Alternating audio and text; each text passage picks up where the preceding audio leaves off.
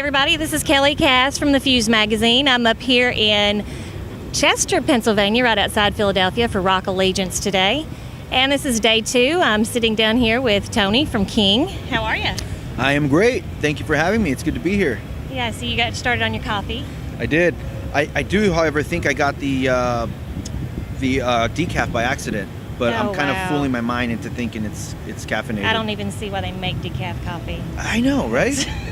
it's like alcohol. What is it? Beer that doesn't have alcohol. Why can't I think of the right freaking word? I'm clueless. Yeah, it's too early. Yeah, it's not it early, is. It is early. Again, it's I blame the decaf. There you go. Yeah. There you go.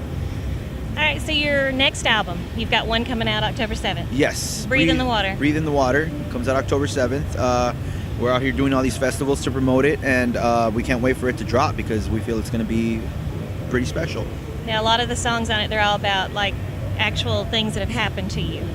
For the most part, but we always leave that for the listener to interpret as they please. What song do you think has the most meaning to you on that album? I would probably say Breathe in the Water. Just because I do know that some of the lyrics have to do with Syrian refugees and a certain article that was in the paper a while back about a boat capsizing and a man losing his son or his son and wife. And I think that one, it's a pretty tragic story, and that one to me speaks a lot. Yeah. Now, what made y'all come up with the sound that you have? I know you have several different band influences. Oh man, I mean, out in California. It's definitely all the bands that influence us that cause the music to sound the way it does. You know, Black Sabbath, Queens of the Stone Age, Soundgarden, Metallica, Pantera. I mean, everything. David Bowie, the Beatles. I mean, the list goes on and on and on and on. Grand Funk Railroad. And infused all into one, you know, and it's just whatever comes out, and that's basically how we get our sound, you know. Aside from having a monstrous drummer like Pepe Clark, he's a beast, yeah. So, and then being a 3-piece, you know, we kind of have to be a little bit old school because there's not very many bands out there that are 3 pieces, and there's a lot of sound to fill in, and so that kind of forces us to develop a unique sound. How did you find each other?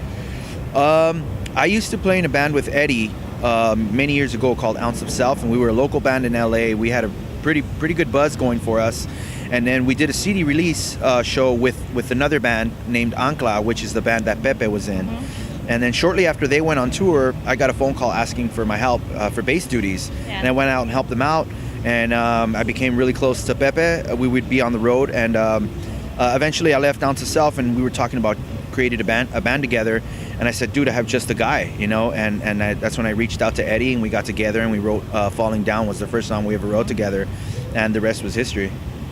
Now, where do you see y'all going from here? I mean, hopefully keeping this steady, you know, and eventually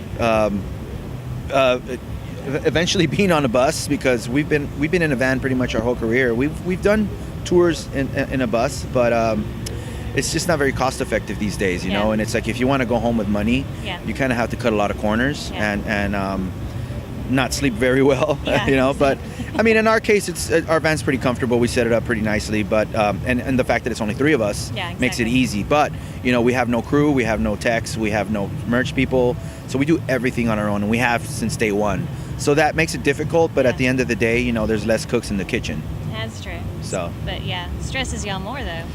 It does, but, you know, what can you do? You got to just roll with the punches, as they say. Exactly. Yeah. Exactly.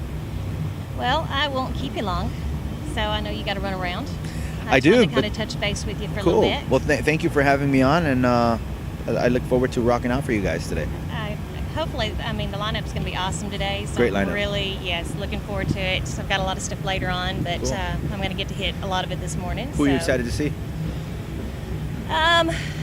Of course, Avenged Sevenfold, because I've never actually seen them in show, because I've always been at the festivals and been back here. So I will Shout have out to Big T. I'm sorry to mean to cut you off, but Big T, who's their security, big guy. He's the greatest guy, but he's out there doing security for them, and I just wanted to give him a shout out because he's the greatest.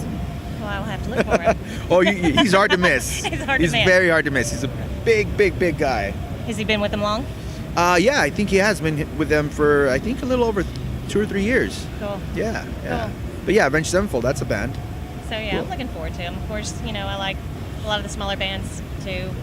Also, Amity Affliction, Nice. like them. Very So, cool. yeah, Awesome. we'll see. All right. All right. Again, this is Kelly Cass from the Fuze magazine, coming to you from Rock Allegiance with Tony from KYNG. Thank you.